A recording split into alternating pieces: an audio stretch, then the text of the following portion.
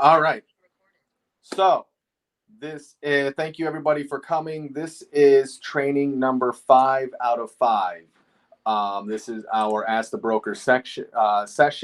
And what we've been covering in this is the 20%, right? The 20% of the things that you do that lead to 80% of your results, right? And out of those 20%, we have 5 steps, right? We've already covered the first 4 steps, and this is progression really in real estate and how you make these deals work, or how you get yourself into the business. When we mentor or when we coach new agents, let me take these up. They're reflecting. This is the steps that we go through, right? We've covered, like I said, steps 1 through 4. Number one, it starts with lead generation. You have to have leads in order to have a customer. If you don't have leads, and then you can never have a customer. So number one is your 20% is always going to start with lead generation. The number two. So once we've generated that lead, assuming we didn't get the appointment right away, we didn't get to close the sale, we didn't get it done immediately, we need to get permission to follow up. So we need to have a follow-up strategy, right? What does that include? That includes calling, texting, emails, and then we went through some of the basically the 5 steps of what you would do on that follow-up call, right? You want to make the connection, get a key piece of information, make sure you have their email address, right? There's certain things that you need to do on these follow-up calls to make sure that you have your highest likelihood of closing that deal, or closing that lead, closing that appointment. Number 3, when you're doing your lead follow-up, while your lead generation and your lead follow-up, you need to make sure that you're closing on those calls, or closing on those appointments for the appointment, right? A lot of people, what I notice is they do the calls and they go through the steps. The online lead comes in, they make one phone call and they don't get the appointment, maybe because they didn't ask for the appointment, or they're really thorough and they're really in tune with the. Sorry, 1 second here. I have to let a couple people in.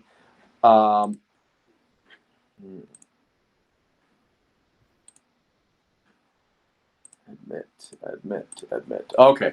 All right. So you need to close for the appointment, right? And then once you're on the appointment, you need to close for the contract, right? You need the ability to close somebody. We do it the right way, right? We don't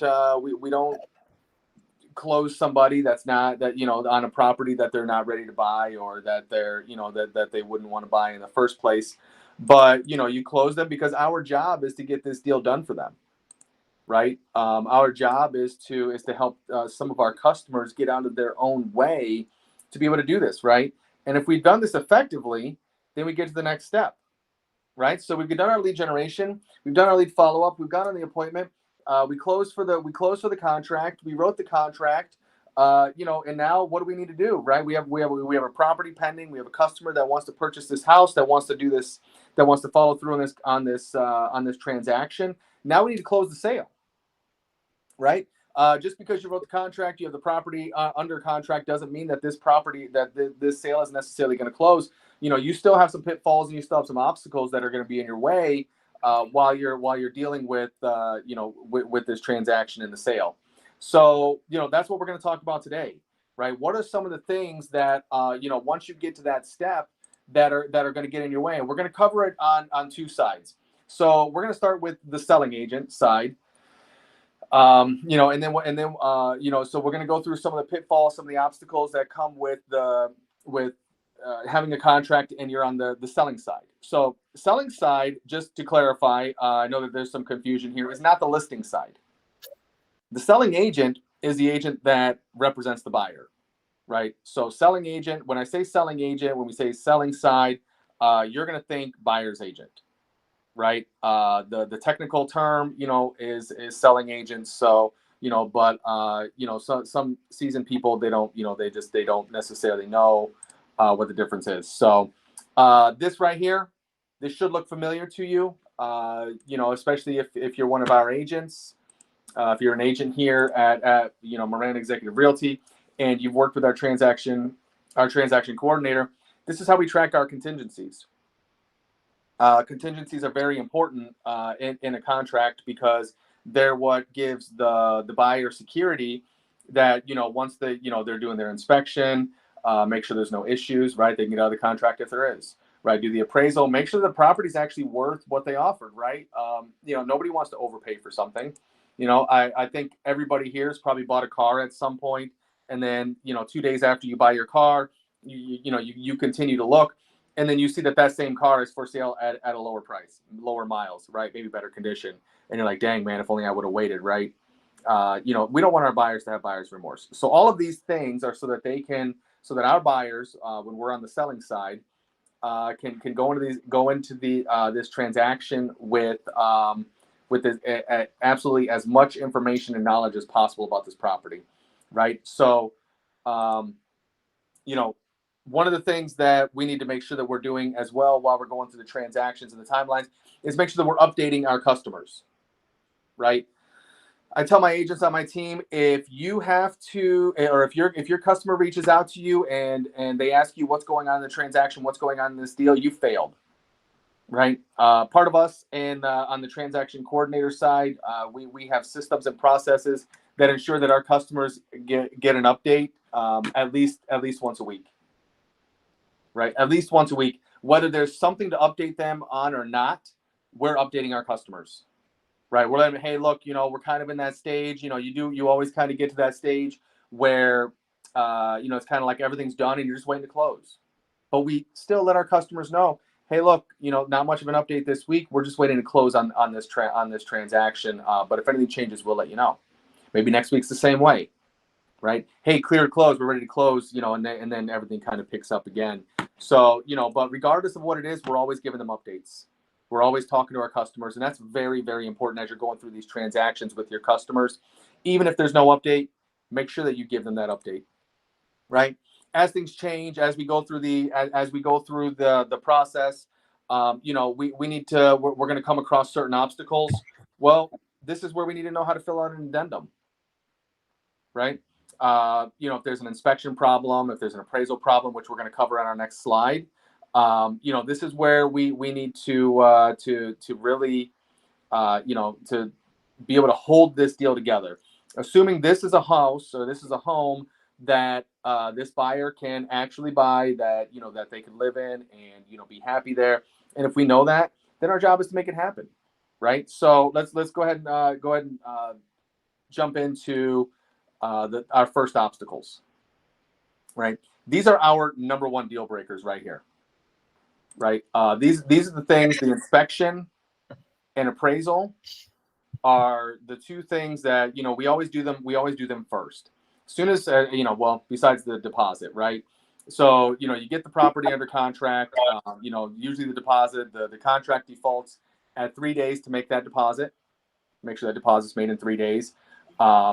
But as soon as that's made, we're scheduling the inspection, right? A lot of agents, ourselves included, we won't schedule the appraisal until the inspection's done. Because why pay for both, right? Why pay for an appraisal if the inspection's going to fall through? So a little bit of, I don't know, like a pro tip, right? So a lot of people, they walk into a property, and they, especially new agents, and they're with the buyer and they're not exactly sure how to write that offer. So a couple things on the inspection. Cosmetic visual things are not going to be covered under the inspection. The inspector's checking your mechanics. The inspector is checking the electrical, he's checking the plumbing, the roof, the air conditioner, the windows, the doors, all of those things. So if you're showing a house, if you're working with the buyer and you show the house and the buyer doesn't like the carpet, that should be negotiated in the original offer. The carpet, the color of the walls, things that you can visibly see are not inspection negotiating items, right? Inspection negotiating items are items that show up on the inspection report, right? You don't get the property under contract and say, oh, well, by the way, we want $1,000 off because those two, the blue and the pink bedroom, both need to be painted back to white. Well, no, you have to factor that in during the offer phase, right? You say, okay, Mr. Buyer and Seller, you like everything about the house. The only thing you don't like is the blue room and the pink room. Well, that's pretty easily overcome. Cost probably less than $1,000 to paint both of those rooms. Why don't we offer just a little bit less? That way, at closing, you'll have that you'll have that money, in order to make that change. It's a cosmetic. It's something that you saw, right? What we're looking for are the things that you can't see, the unknowns, the things that that are not readily visible to the eye, right? The electric panel. Is it a recalled brand? Zinsco, Federal Pacific, Sylvania? Is it, does it have the multicolored breakers? Those are things that you're looking for. Now, if you see these things during the showing, take note and maybe make your offer based on what you did see. The air conditioner is 25 years old, right? It is a Federal Pacific recalled brand. There's a leak underneath the sink. You saw these things. Make the offer there, right? Based on these things. And then maybe try to negotiate it again when it shows up in the inspection report, right? Don't make mention of it when you send the offer. Here's our offer. By the way, it's so low because we saw the breaker, we saw the AC, and we saw the leak. Don't do it that way. Hey, here's our offer, right? Now maybe you got it. Now, they push back. You're negotiating. Maybe you do need to bring it up. Maybe not, right? But loose lips sink ships. So don't share information or strategy or your thought process with the other agent in that negotiating time frame, because maybe you can double dip on a repair, right? AC is super old. Okay, well, Mr. Buyer and Seller, we know a new AC house system for this house is going to be about $3,500 to $4,000. Let's go ahead and just bring it in that much lower. Here's our offer, right? We noticed maybe it needs some repairs and upgrades, right? But we still need to do an inspection. Offers accepted. Inspection report comes in. Renegotiate it, right? It doesn't hurt, right? A closed mouth can't get fed. You have to ask to get what you need. So, you might be able to double dip on one of these inspection items. Give it a try. The worst thing they can say is no. The other one is the appraisal. So once your inspection's all done, you've negotiated repairs, whether, you had to fill out an addendum to get a credit at closing, whether they just went ahead and did the repairs, whatever it ends up being, how, maybe nothing happened. Maybe you just know that this house is in, not great condition, but the buyers want to move forward anyway. Maybe you got everything done. I don't know. Right? That's your job to negotiate that. Right? Once that's done, you're going to reach out to the lender, assuming it's a finance deal. And you're going to tell them, okay, go ahead and order the appraisal. Lender's going to order the appraisal. Usually costs about, $350 to $450, I think. I don't think that's really changed. But lender is going to order the appraisal. The appraiser will reach out usually to the listing agent. Now, we always tell, whether we're on the listing side or the selling side, we always tell the lender to make us the point of contact. We want to be the ones that are dealing with the appraisers, right? Because we know that we're the professionals. We're the ones that are trained. We don't know about that other agent, right? Now, at the appraisal, do you bring comparable sales for the appraiser, right? Do you go to the appraisal? Do you do anything, during this appraisal process? That's going to be your own judgment. If it's a tough appraisal or it's a tough deal and I can find some comparable sales, maybe I'll bring them. If it's a tough appraisal and it's a tough deal, if I can't find any sales that justify my price, that makes sense for me to bring them, I probably am not going to bring any comparables, right? I'm just going to go there and I'm going to kiss the appraiser's butt. I'm going to do everything I can to make this appraiser my best friend, because appraisal will make or break the deal. If that property appraises $50,000 less, you better hope that the seller's willing to take $50,000 less, or the buyer's got $50,000 in their pocket that they can bring to closing. Because if not, that deal might not go through. Right? Appraisals, they're super important, and you definitely have to pay attention to what happens during the appraisal process. It's comes with the territory. All right. Two other areas that could make or break your deal. Lenders and associations. These are both approvals that need to happen.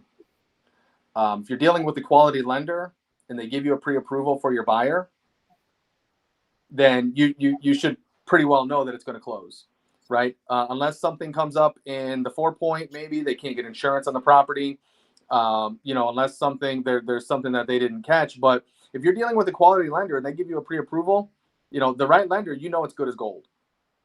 This deal is going to close. You could spend the money as soon as the appraisal's over, right? Go spend your commission check because it's going to close.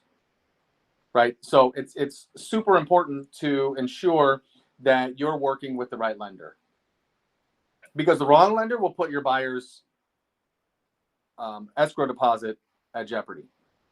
We've dealt with it more than once where the lender, gave them a pre-approval to get the property under contract. They even go as far as approve the loan, right? They get the loan approved with a loan commitment. And then at some stage after that, once we're through that contingency, they issue a denial, right? And you're like, well, but they had the approval. What happened, right? It wasn't a diligent lender.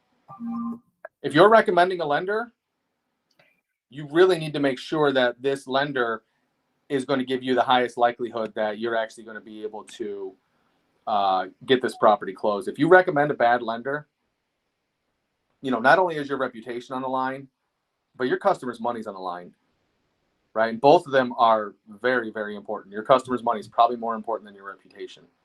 But the lender that you recommend is that's going to make or break your deal. The other thing is the associations, right? Make sure they get their application in on time. Because if they end up getting denied, but their application didn't go in on time, that's another area where your buyer's deposit is in jeopardy. So, these are things, these are contingencies, these are pitfalls that we run into that cause these deals to fall through, right? Just because, you did your lead generation, lead follow-up, won the appointment, wrote the contract, doesn't mean that now you can just coast through. This is where the work starts, right? This is where the hard work really starts, because looking at properties is fun, right? Like, when you're watching, the reality TV shows on, I don't know, whatever stations they're on, that's fun, right? That's what gets people excited. That's what gets, the buyers motivated, is looking at these properties. This is the real work to make sure that the property actually closes, right? So, don't drop the ball on these things. Make sure inspections have to be done. They have to be ordered right away. Appraisals, as soon as the inspection's done, maybe even sooner, they could order it. Just don't overlap it until your inspection time frame is done. Appraisals, super important. Get those done as soon as possible. Last thing you want is, for the appraisal to be ordered late. And then that throws off your timeline or, messes up the loan approval, right? Lender, stay on top of the lender. Don't assume that they know their job or that they're doing their job. Stay on top of them. Just like you're updating your customer with your updates, make sure the lender's updating them. Make sure the lender's updating you, right? And if the lender doesn't update you, call the lender, get the update. Then call the customer. Hey, have you spoke with lender, Mr. Lender or whatever?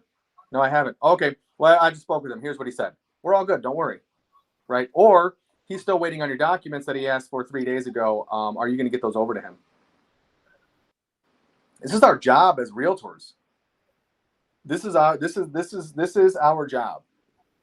Don't make yourself obsolete. I've worked on transactions on a listing side, and I've had the buyer tell us at the closing table, because their agent wasn't even there, they wished that they would have just worked with us because we did all the work. Right? Might not have closed if we didn't do all the work. Don't be above doing the other agent's job if it needs to be done. It needs to be done, right? You have to get this deal to closing. Otherwise, why are you here? If you lead generate, lead follow up, go on appointments, write contracts all day, but none of them ever close, you're going to starve to death and die. Like you ain't going to make it. Nothing's going to happen, right? So these things, when you have the buyer, super important. All right, what did I miss? Anybody have any thoughts in here? They want to jump in. Let me know. Once you're into that contract phase, the contingencies, things that can happen when you're working with the buyer. We're going to get to sellers next. But on the buyer side, did I miss something? Does anybody have anything to add here? I don't think so. All right. Any questions? Awesome. All right. So I covered everything, and everybody is an expert. Perfect. I love it. All right. Next slides. Listing agent. Again, not to be mistaken with the selling agent. Listing agent is the agent that represents the buyer, or not the buyer. The seller in this transaction. That the buyer's agent is going to be sending the contract and their offer over to them. And again, it's your time to put on your negotiating hat and really let yourself shine. Going back to the inspections, don't let the buyer's agent negotiate your cosmetic stuff. There's nothing that drives me more crazy than when a buyer's agent sends me an offer. We get the offer accepted, we get to the inspection, and they want to negotiate to paint the bedrooms. I tell them, I say, that's something that you saw when you wrote the offer. Did you not walk into the bedrooms when you wrote the offer? Did you not write the offer knowing that there was a blue bedroom and a pink bedroom? Yeah, we knew it. Okay, then that phase of negotiating is over. We're not doing it, right? We're not going to negotiate that phase. Is that okay? We could talk about the electric panel. We could talk about the AC. We could talk about the plumbing. We could talk about anything else mechanical. But if it's cosmetic, we're not talking about it. If the stove works, just because you don't like the color, we're not talking about it because you saw the stove. It works. There's no problem with it. If it ain't broke, don't fix it. Right? So on the listing side, don't let people come in and just steamroll you, carpet and paint and, the refrigerator is, whatever, and this and the tile floors and this. Doesn't matter. You saw it, right? You wrote the offer when you saw that. Did the inspection report change that? No, it didn't. Okay. Well, then we don't have a problem, right? Inspection report comes back and there's, maybe it's wood floors underneath the carpet and it's soft wood and maybe they didn't know about it. Okay, well, we can talk about that. But the color of the carpet doesn't matter. It could be the oldest, dirtiest, ugliest carpet ever, right? But we're not going to negotiate that because you saw that when you came in. The smell of the house, smelled it when you looked at it, right? You came in, you smelled it. You know it stinks. You didn't factor that into your offer. I think it was. I think you did, right? So don't let the buyer's agents come in and negotiate these cosmetic things. It makes no sense. It makes zero sense. So don't let them do it. You got your listing agreement, right? Because we're past that. Well, what's the first thing you need to do if it's a condo? You need to collect your condo documents. That is the number one thing that you need to do as the listing agent is make sure that you collect these, preferably before you leave the appointment, before you leave the house. Why? Because the buyer, no matter when they receive them, whether it's the day that you get the property under contract or the day of closing, they get a 3-day contingency to review these documents. Right? What if you gave them everything except for the articles of incorporation? And then day before closing, the buyer gets cold feet. I don't want to buy this property anymore. Well, if it's a good buyer's agent, they're going to know, well, we never got the articles of incorporation. Send an email out to the listing agent. Will you please forward me the email where you sent me the articles of incorporation? They can't find it. Why can't they find it? Because they didn't send it. Okay. Well, we need that before we close. We want to review it. Okay.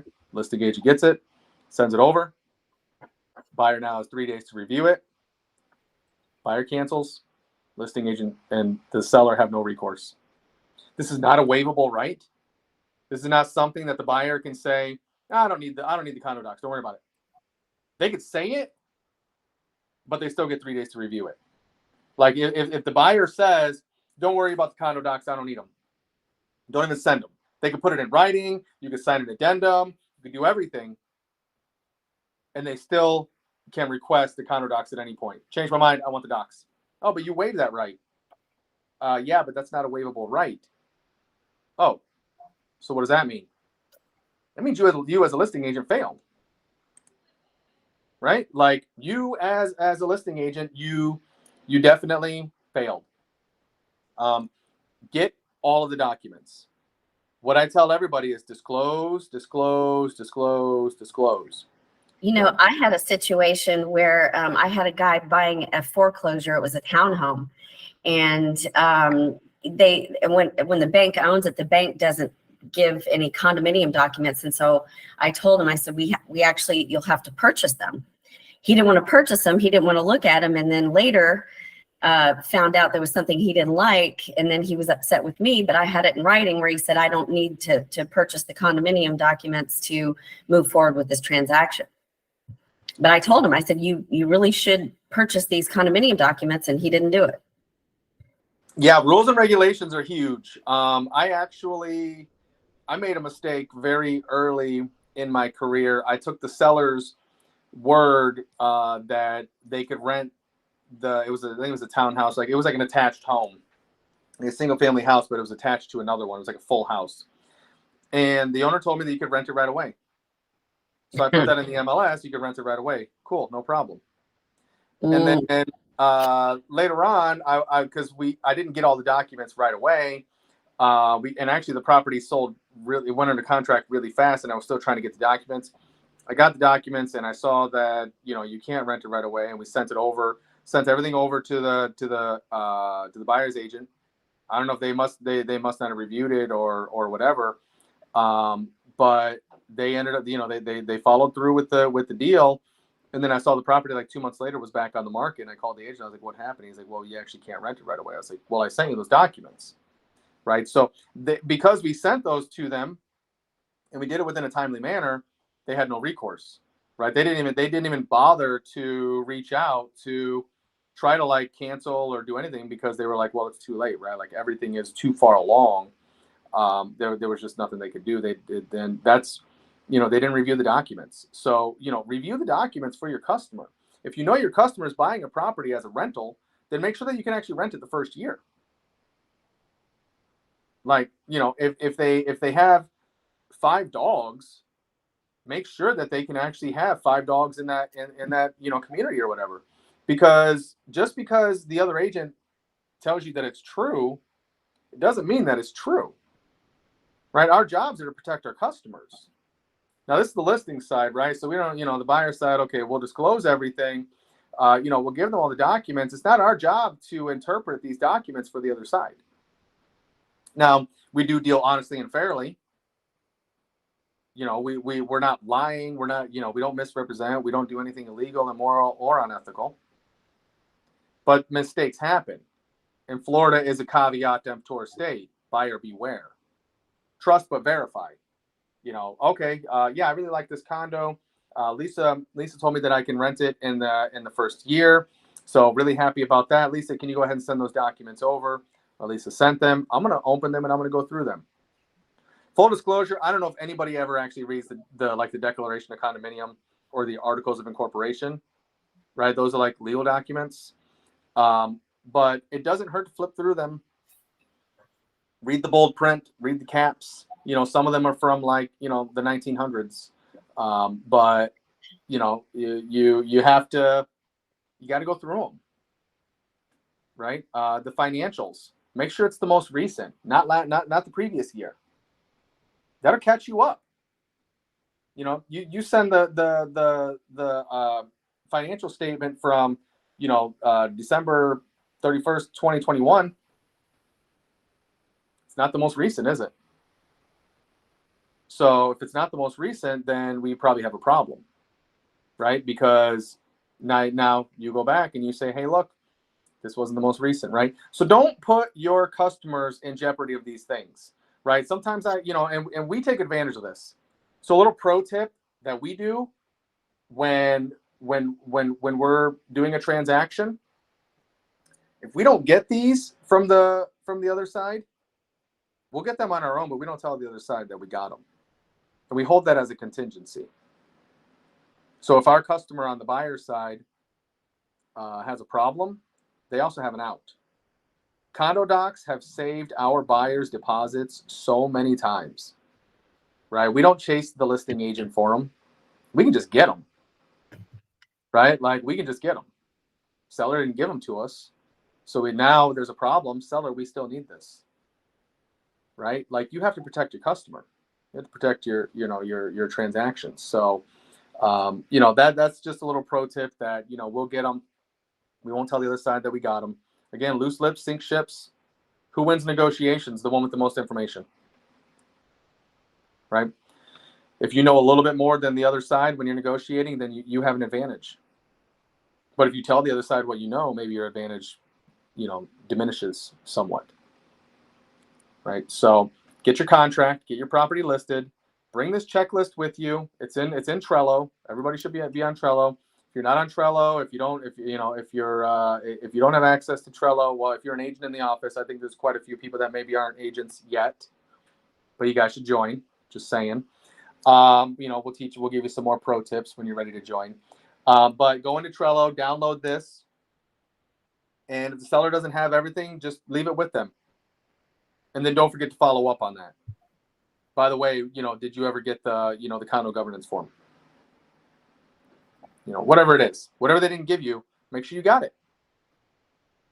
So don't drop the ball on condo docs. A lot of agents do, but no good. Same thing. HOA docs. HOA docs, ironically, are not necessarily a requirement by contract, but we're still going to get them. We're still going to give them, just to avoid any type of whatever. And if it's a house or a townhouse or a villa, by appearance, but legally it's a condo, and you didn't give those, now you're in a bad situation again. Because there are properties, a house, we know what a house looks like, right? It's a freestanding building, it's got a roof, windows, doors, 4 sides, whatever, square box, I don't know. It's a house. Hey, look at my house. We know what a townhouse is. 2-story attached building. We know what a villa is. 1-story attached building. Right? House style condo, townhouse style condo, villa style condo. If you look at the legal description on some of these are legally condos.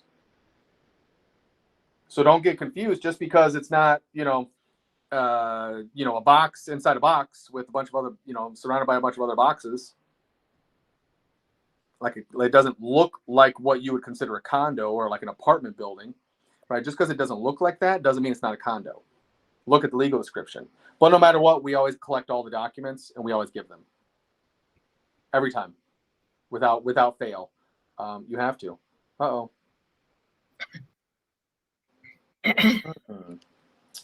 Don't know what happened here. Give me 1 second here. Sorry, I'm working from my phone here. There it is. All right. Back in action. Next. Permits and fines. How hard is it to do your own permit check or to check for fines on a property that you have listed? Really easy. It's like really super duper easy. It's so easy that pretty much anybody can do it. You know what you do? You type in the city that the property's in, and then you type in permit search. And when you do that, so let's say it's Hollandale. Right, Hollandale Beach, Florida, permit search. It's going to bring up the city of Hollandale, and it's going to show some, different things. And you may have to go through a couple of different links. Make sure that you're on the official Hollandale site. You will not have to pay for this. Okay. If you end up having to pay for it, then you're probably on the wrong site. So you go in there. A lot of times it'll say search permit by permit number, search permit by whatever. You want to search permit by address. Type in your address, right? You'll be able to see the entire permit history. If there's, I think you want to know if you're selling a fully remodeled house, right? 2 new bathrooms, new kitchen, new light fixtures, everything throughout the whole house is done, but no permits were pulled. Is that helpful to know? That's super helpful, right?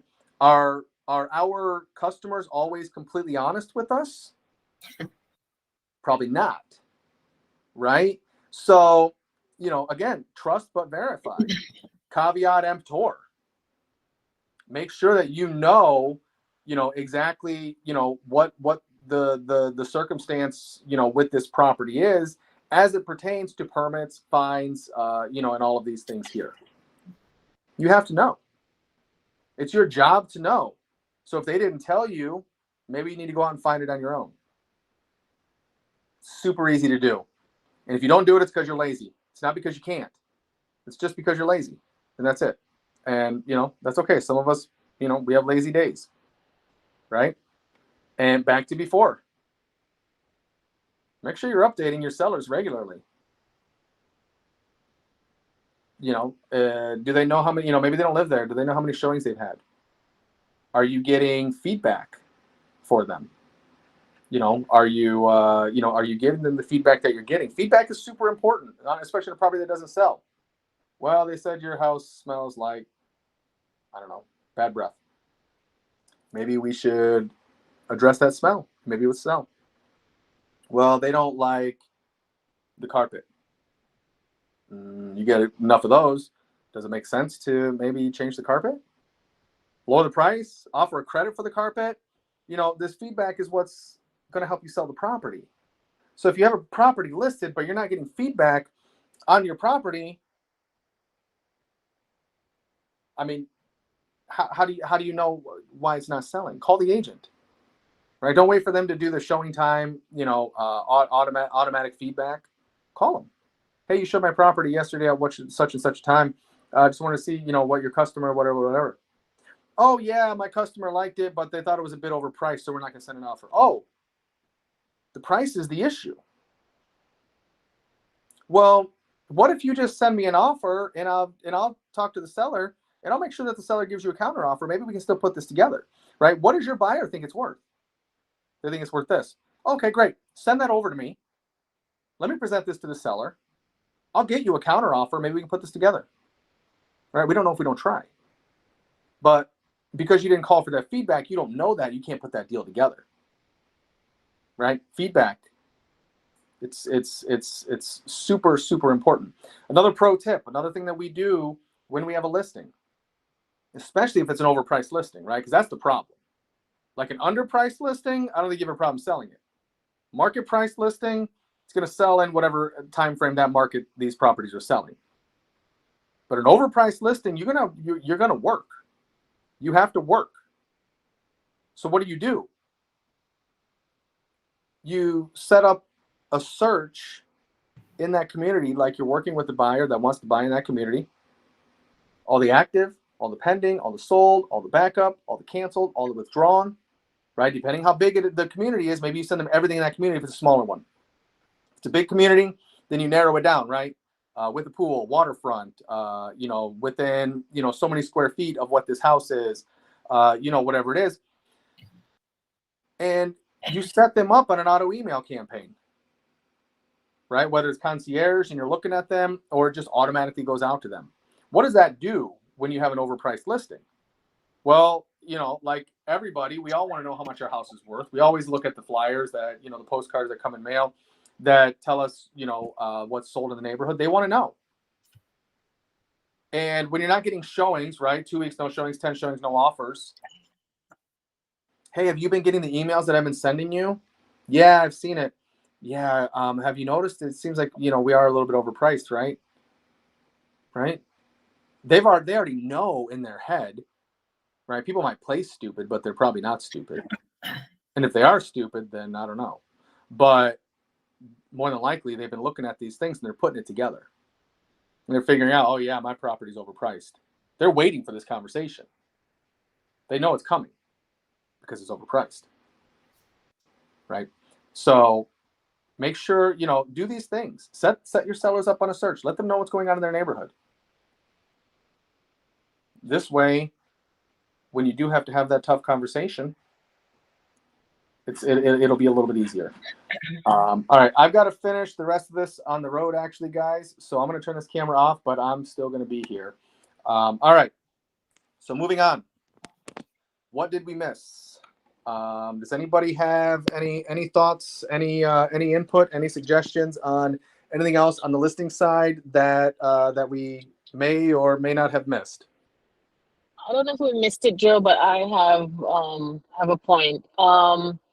You know how the buyers can be desperate to purchase a property, especially in, after the pandemic and the height of the market that time, and buyers were desperate. But there's also the flip side where sellers are desperate to sell too.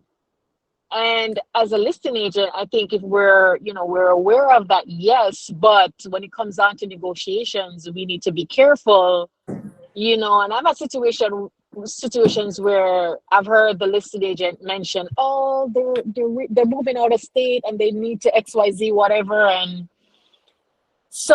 I use that to my advantage, because I'm like, okay, they are desperate to sell. XYZ is happening.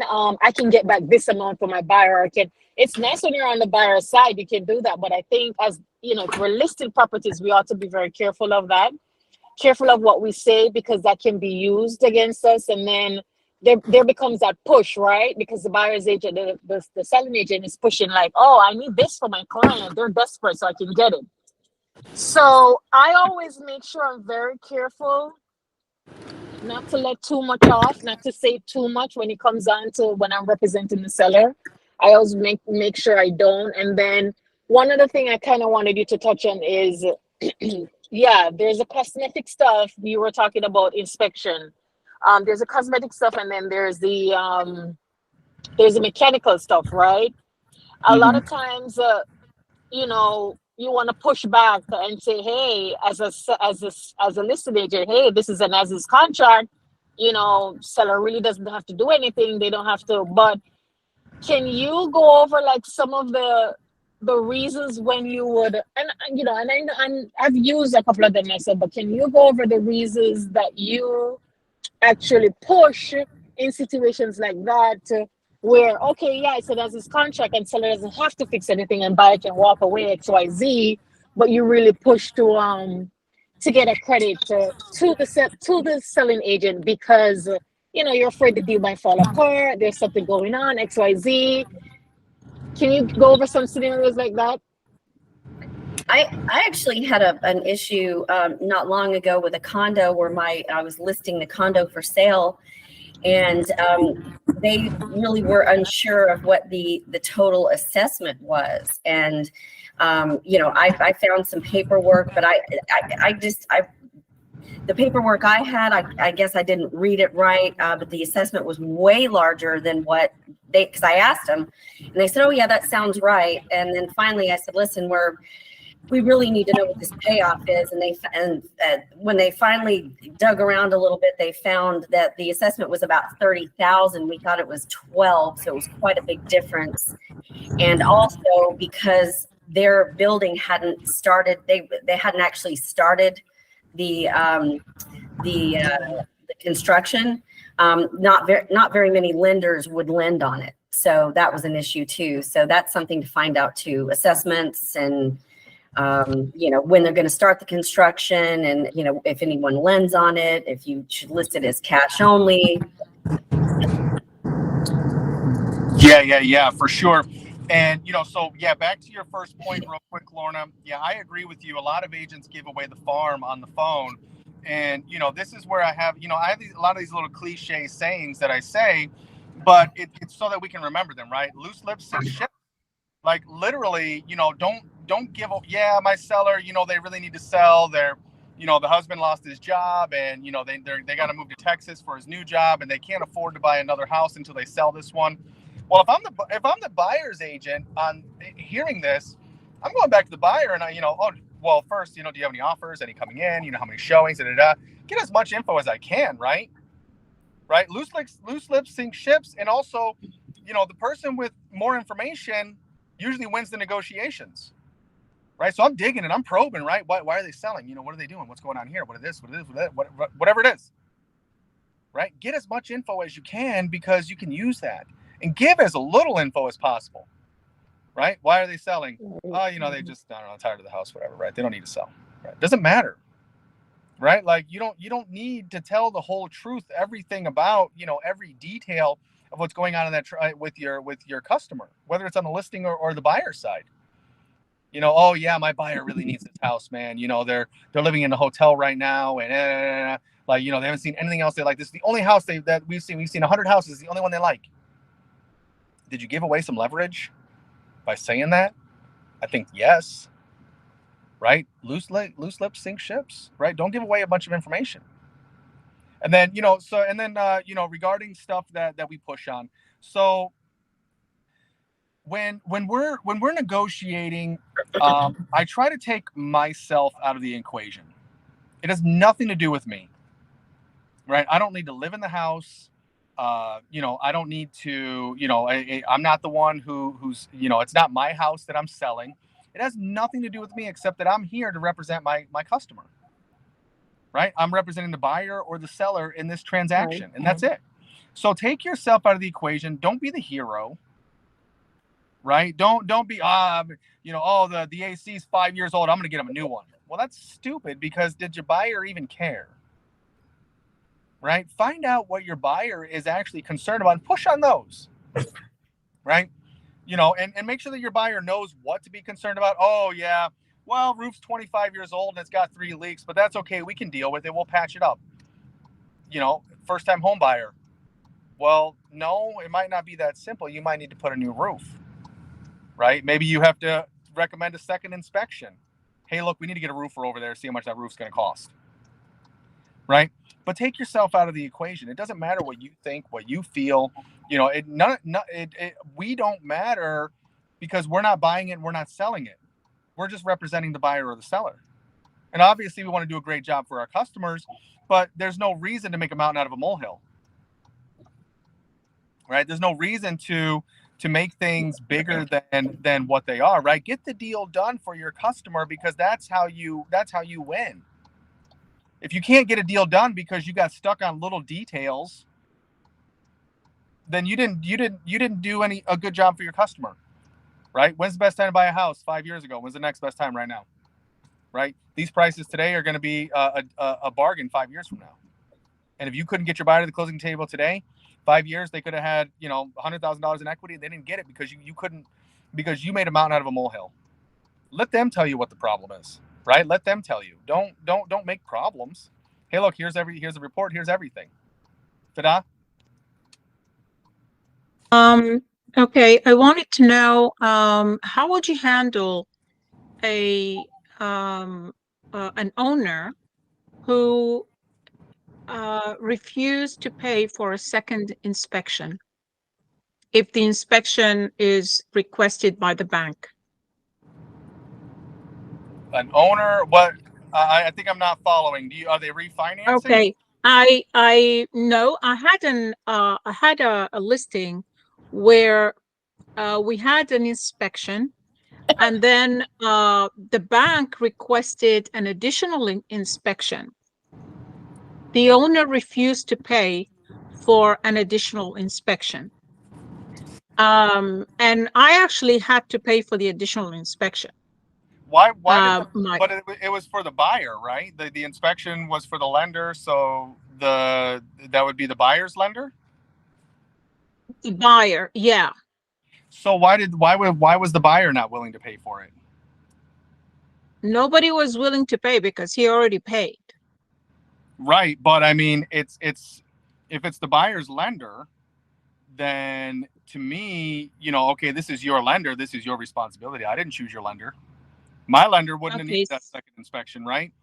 I would have pushed back, and yeah, I mean, end of the day, in my opinion, I don't know all the details, but just from the little bit that I do know, I think you did the right thing by paying for it if nobody else was willing to do it, and if that's what it took to get it closed, right? Because we do have a whatever it takes mentality, right? Legally, ethically, morally, but you do what it takes. But if the lender was requesting it, and I have the seller, and the other side has the buyer, I would have pushed back and said, look, this is your lender, dude. Like, this isn't my customer's responsibility. This is your customer's responsibility as the buyer. We didn't choose your lender. So Okay.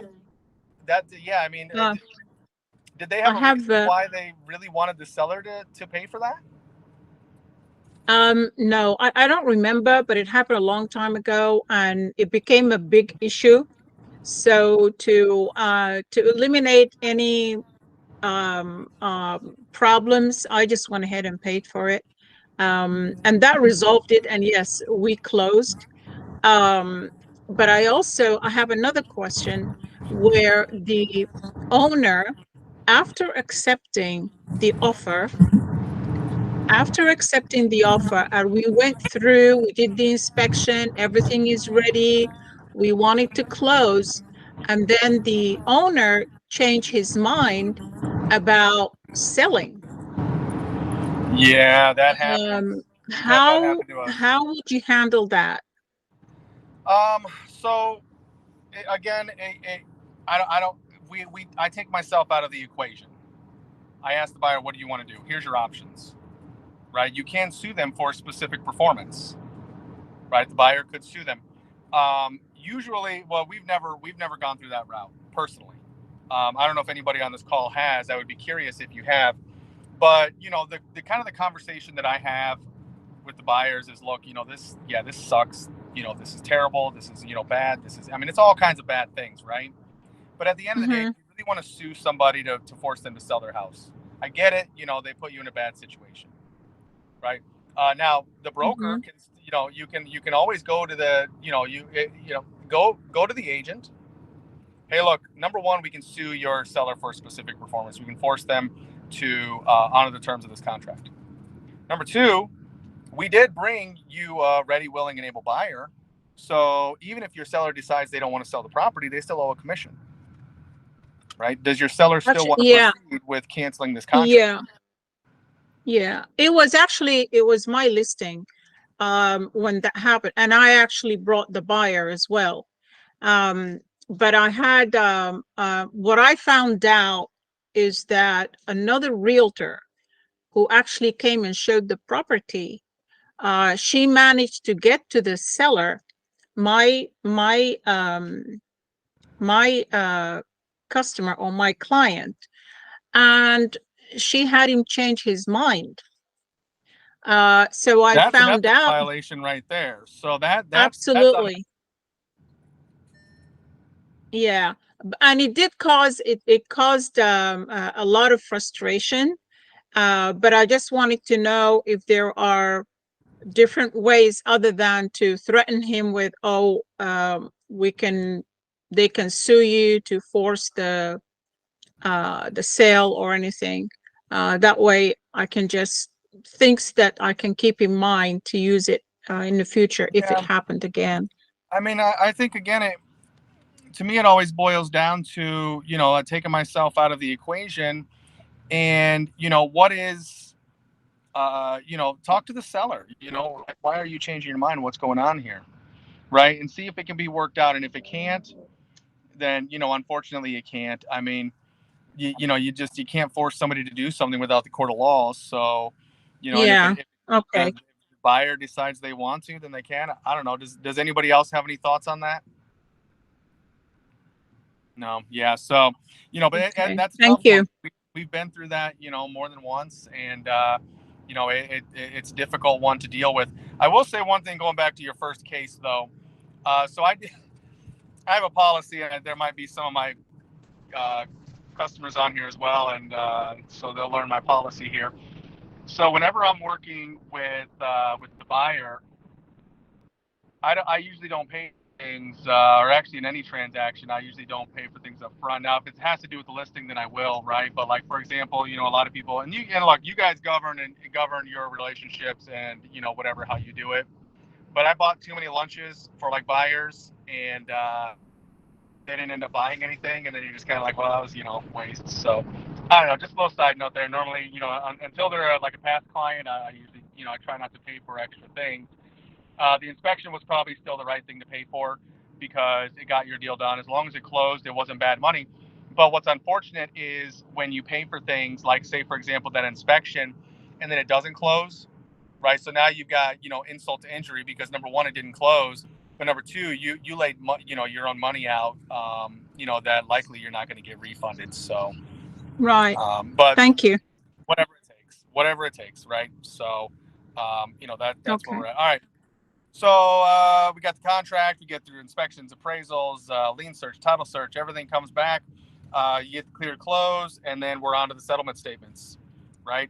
Settlement statement, HUD, Alta, whatever you want to call it. You should know how to read this. You should know where all the numbers on page 2 come together as a total on page 1. You should be able to explain this to your customer. And if you can't, you should reach out to your friend at a title company and have them teach you how to read one of these, right? It's not really our job to interpret this for our customer. It's not our job to crunch the numbers and make sure the math is right? They usually have a computer program that does that for us. But if your customer asks, you're going to look really silly. Hey, what are all these numbers? I don't know. Right? How did they figure out that my taxes should have ended, on this date? I don't know. How am I supposed to know that? That's the title company. Right? As real estate agents, we kind of have to be a jack of all trades, right? You have to know how to do everybody else's job. You have to know how to do the title company's job. You have to know how to do the lender's job, the insurance agent. You have to be able to advise them on everything. Otherwise, where's your value? Right? Bring value to the table. Right? If you're not a valuable person, then you're not needed. If you don't know how to do all of these things, you're not needed. If you don't know how to read the HUD, then, what are you doing? Right? Do you know where to find your commission? Honestly, that's the first place I go, page 2. Right? And I find my commission, make sure that's right. Should be the first place you go. Make sure your commission's right. Because after closing, if your commission wasn't right and you got to go back and get more, it's kind of awkward. So, make sure that's right. Get a DA. Get paid at closing. That's what we do, right? Miranda Executive Realty. Other companies do it too, but we'll get you paid at closing. I want my agents to get paid as fast as possible. That does mean, all your paperwork has to be in. Everything's got to be, ready to go. It should be in anyway, right? You should have some level of organization. If you don't, then use our TC. But get a DA, right? Get paid at closing. Get everything done at closing, right? And again, back to where I started, right? Back to this whole thing, right? It doesn't matter what you do. It just matters that you do something and you do it consistently. So when you're going through these steps, your 20%, it's going to get you 80% of your results. Pareto's principle, the 80-20 rule, right? Doesn't matter what you do. Doesn't matter how you generate that lead. It just matters that you continue to generate that lead. Doesn't matter how you follow up with that lead. It just matters that you continue to follow up with that lead. Doesn't matter your closing technique. It only matters that you have a closing technique. Probably matters that you master that closing technique, right? It doesn't matter what you do. It just matters that you do something. This is where people get stuck in. The thing that you should not do is become a professional student. That's what you should not do. Because if you're a professional student, you're not doing the other things, right? Get out there, break things. Go be the bull in the china closet, right? Get out there and do the things that that you need to be doing. If you need a TC, we offer it in the office. I think our agents know, right? You guys have some agents use it, some don't. Some like to do their own. All right. Well, we're at 1:00. We're pretty much done. But does anybody have any questions? Any thoughts? Anything that I missed? Anything that that we need to go over before we kind of wrap it up here? All right. Ready to rock and roll then. That's awesome. All right. Well, that's going to conclude this one. Please mark your calendars. Our next training is November 14th. We do it the second and fourth Tuesday of every month. Second Tuesday is November 14th, probably. According to the slide, it is. We're going to talk about doing a mega open house. Right? We're going to talk about strategies, tactics, techniques that you can use during your open houses to get more than just the looky-loo neighbor to come by. Right? And it's, so it's going to be all encompassing. So I hope to see you guys there. Mark your calendars. Until then, guys, have a great one. Take